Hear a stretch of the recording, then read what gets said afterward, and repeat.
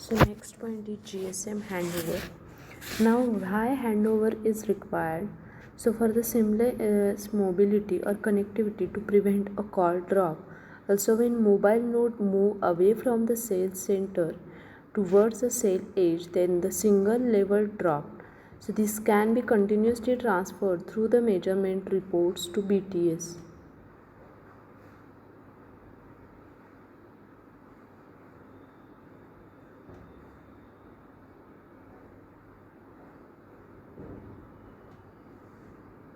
So one of the key elements of the mobile phone or cellular telecommunications system is that the system is split into many small cells to provide a good frequency reuse and coverage. However, as the mobile moves out of one cell to another, it must be possible to retain the connection. The passing of the control from one cell to another cell. The process by which this occurs is known as handover or handoff. So, the concept of handover or handoff, there are basically two reasons of the requirement of handover. The MS moves out of the range BTS and hence received signal level decreases. The error rate may increase due to increased interface. This will degrade the quality of the radio link. If the traffic in one cell is too high, then some MS may be shifted to other cell if possible. This is known as a load balancing. The MS regularly perform the check of 16 strongest carriers transmitting the BCCH. Out of these 6 strongest carriers are transmitted to currently assigned BS after every 0.48 seconds. The BS also check for the interference level of the free time slots. The OSS subsystem monitors the current traffic load of the cell. These are measurement values which are used in the handover mechanism in GSM. Typically, it is expected that the handover should finish in 1 second. If handover error occurs, then the connection is overtaken by the previous BS. So here we refer to the typical situations of the handover in GSM. So the situation in the handover in GSM, one is intra-cell handover, intra-cell intra-BSC handover, inter-BSC intra-MSC handover, and inter-MSC handover.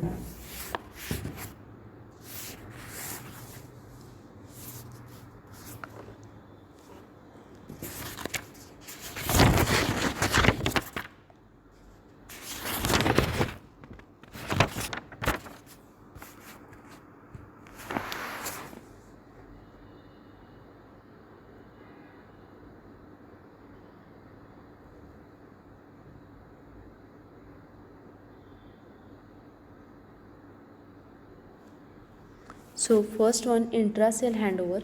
This handover is performed to optimize the traffic load and to improve the quality of the connection.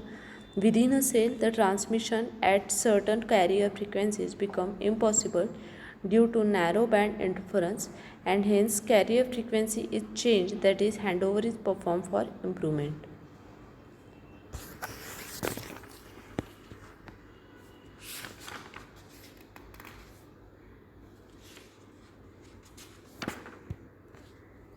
Then intercell or intercell intra-BSA handover. When the MS moves from one cell to another cell, but both the cells are under control of the same BSC, then this type of handover is performed and MS is allocated with new carrier in new cell. The third one, inter-BSC intra-MSC handover. It is performed when mobile moves from one cell to another, which are under control of different BSC, but same MSC. And third one, inter MSC. It is performed when MS is moving from one MSC area to another. In this situation, both MSCs has to perform handover at the same time.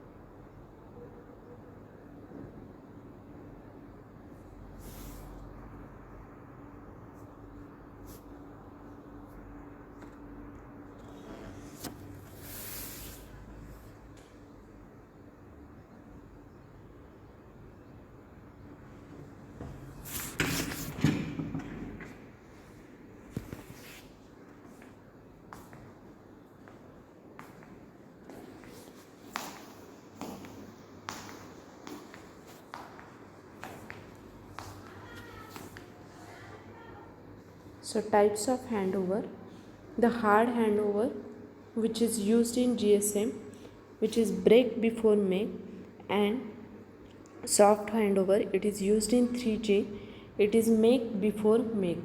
So there are some factors which affects the handover.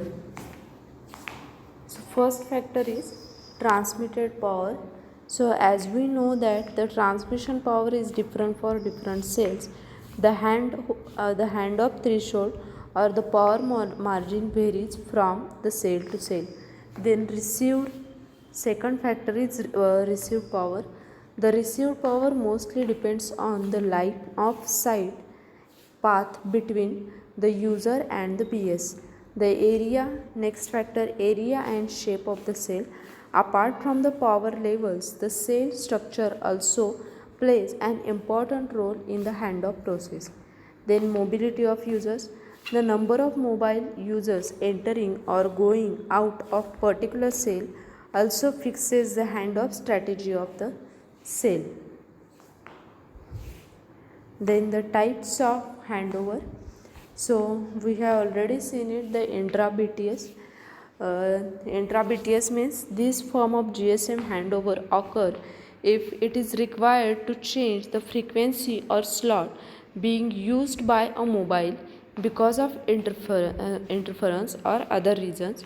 In this form of GSM handover, the mobile remain attached to the same base station transceiver but changes the channel or slot. So here diagram is shown, which here the diagram for the intra BTS handover is shown.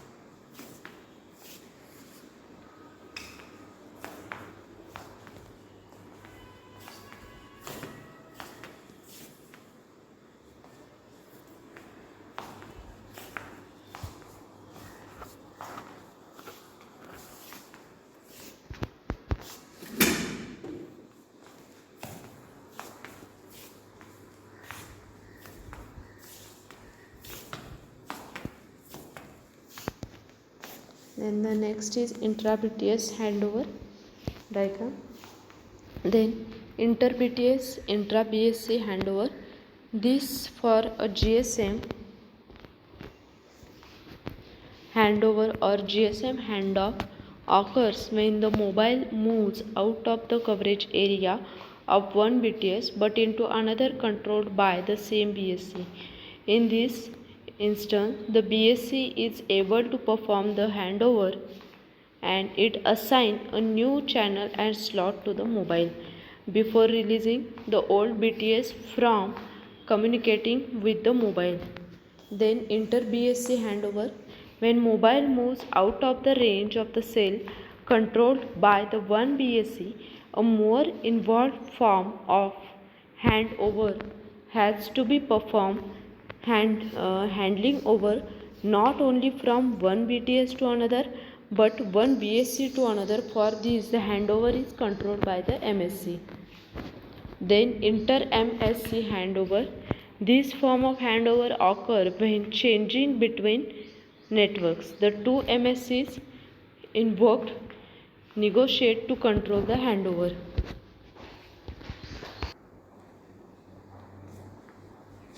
The next is handoffs in different generations.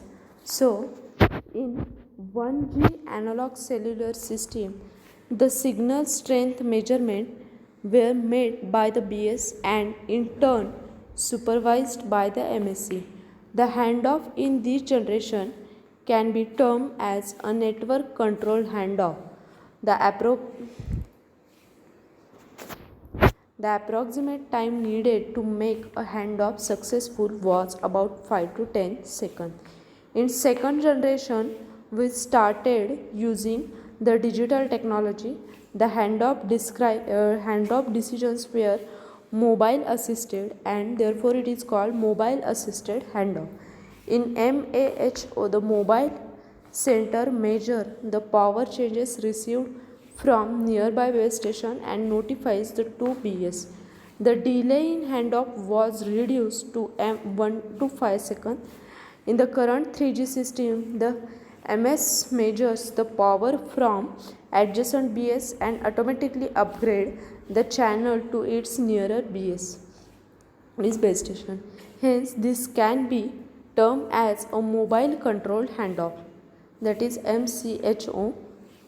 The mobility of users. The number of mobile users entering or going out of particular cell also fixes the handoff strategy of cell.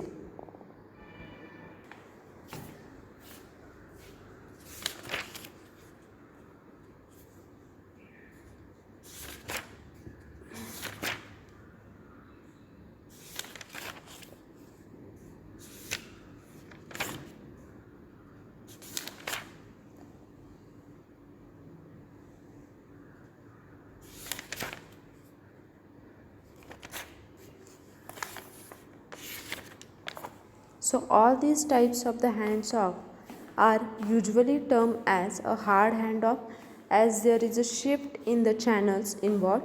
There is also another kind of the handoff called soft handoff. So handoff in CDMA. In spread spectrum cellular system, the mobile share the same channels in every cell. The MSc evaluates the signal strength received from different BS for a single user and then shift the user from one BS to the other without actually changing the channel. These type of handoff are called as a soft handoff, as there is no change in the channel.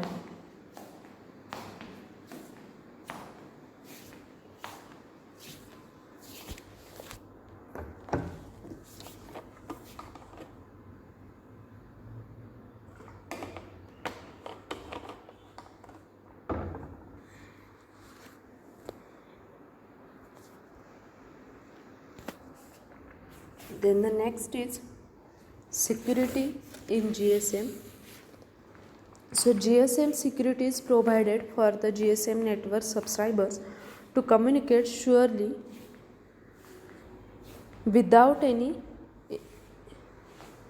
intrusion. The security here is covered for the air interface part and not for the fixed network part.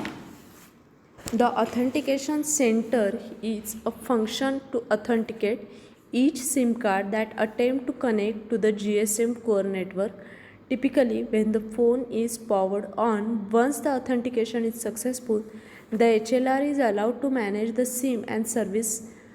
An encryption key is also generated, which is subsequently used to encrypt all wireless communication between the mobile phone and the GSM core network. So in any of the digital cellular system, the security provision is relatively easy compared to analog system. The methods like encryption, scrambling, FEC, etc., it can be employed to ensure security in the system.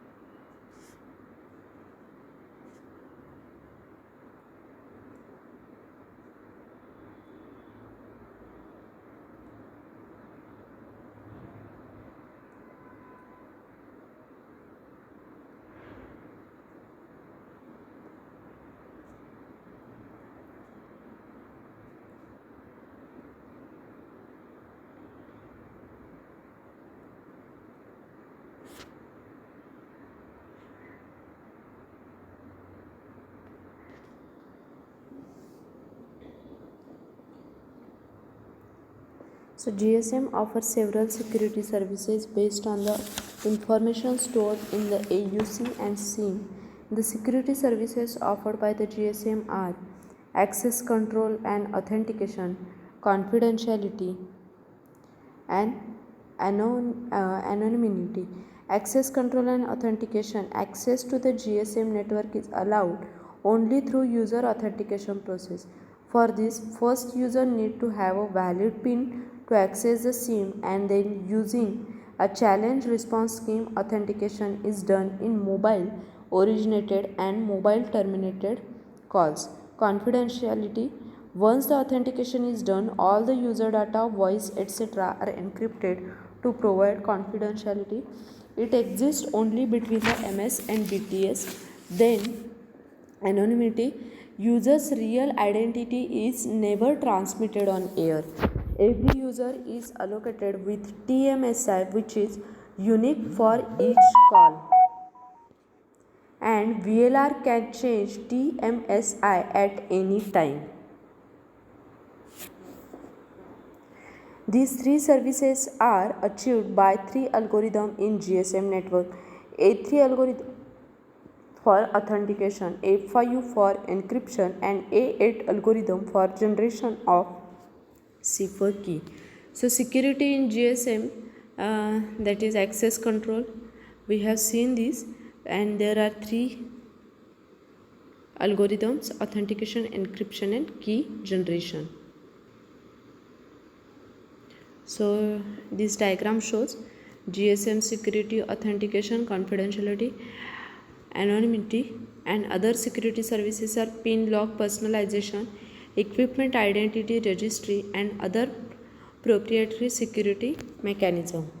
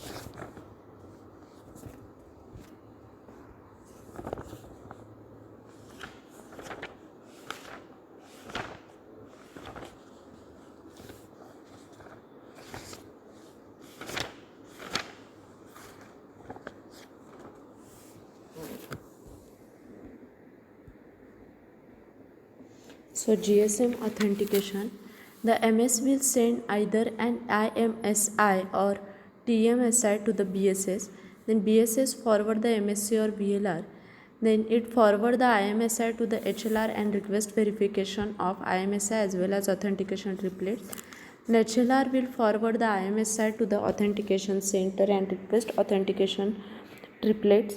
Then AUC generate the triplet and send them along with the IMSI back to the HLR. Then it validates by ensuring it is allowed on the network and allowed subscriber service. which forward the IMSI and triplet to the MSC or VLR. Then it store the SRES and the key and forward the RAN to the BSS and order the BSS to authenticate the MS. Then it uses the RAND to calculate SRES and send.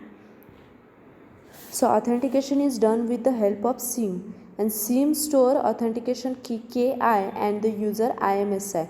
Then authentication is done by the challenge response or the request response method between MS and BTS. The RAND, that is what random number, it is generated by access control which acts as a challenge, and SIM responds to it by SRES, that is signed response. The AUC generate a RAN, that is random number, SRES, that is signed response, and cipher key KC for each IMSI received, and then forward this to HLR. The VLR may ask for these values of HLR. This random number is then sent to the SIM by VLR for authentication purpose. On the network side as well as on SIM side, the algorithm A3 is carried out on the random and key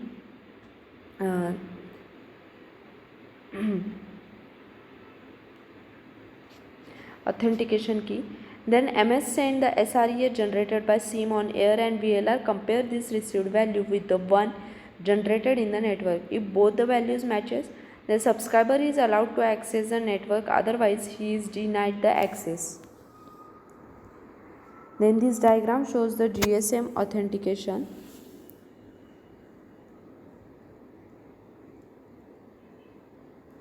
There are popular attack types. So first is capturing one or several mobile station. In many of the attack described here, the attacker needs to pretend the network to the MS or pretending the MS to the network, or both, in so-called man in the middle attack. And attacker is impersonating BS and MS to each other can withdraw, modify and erase order, reply, spoof and relaying signals and user data between two communicating entities. The required equipment is an adjusted and modified BTS and MS bundle. The modified BTS behaves as identity the network to the MS, while the modified MS impersonates the MS to the network. Then attack on the anonymity of the GSM user. It is provided by using temporary identifier TMSI, which is like a nickname of subscriber locally.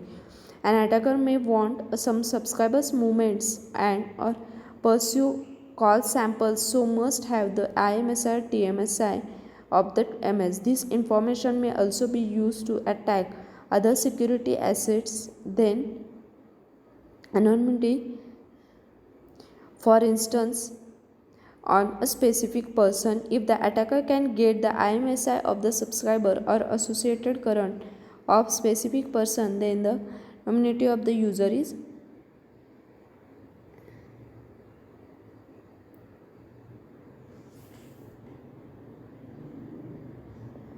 periled.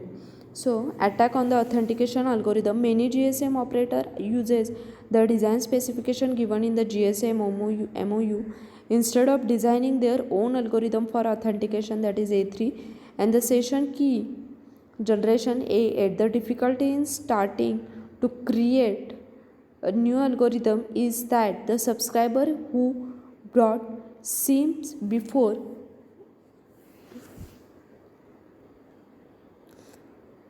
eventual introduction of a different algorithm, and these are forced to use their old SIM with the old algorithm. Other reason to change the algorithm is the cost of changing software in the database, etc. On the other hand, it is possible to utilize new and more secure versions of the new SIM that are given to the new subscriber. So this is all about the authentication. Thank you.